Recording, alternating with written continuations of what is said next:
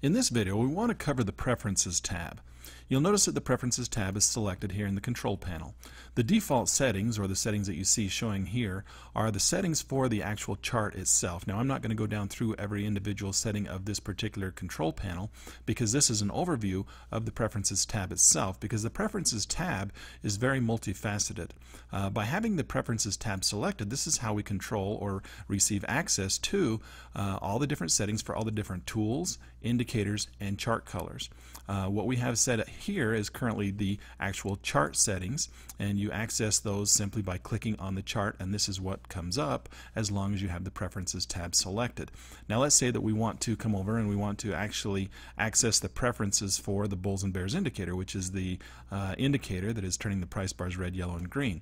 You'll notice that the bulls and bears indicator has been activated and is turned on. That's why it's displayed here. But if you want to actually change the settings, the bulls and bears indicator is indicated here by a little tile over here on the right hand side, and you'll notice this little tile, if we click it, changes the Preferences tab dynamically over to the settings for the bulls and bears. Now this is how the Preferences tab works, and this is the important part that I'm trying to highlight here, that whatever feature you want to work with, as long as you have the Preferences tab open, you can receive or have access to the preferences for that tool simply by clicking on it or by clicking on the tool.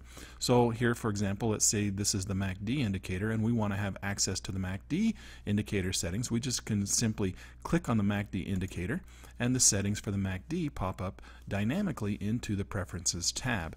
We also have a tile down here in the lower window. Had we clicked on the tile, that would have worked as well.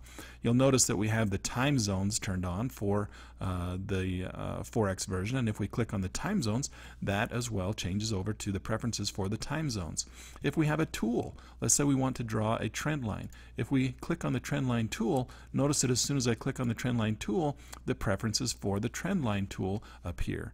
So as you are working with your chart and you're doing your charting, it's a nice idea to have the Preferences tab open, because every time you click on any specific tool, indicator, or setting that you're looking for, you can find it dynamically appear here in the Preferences tab within the control panel.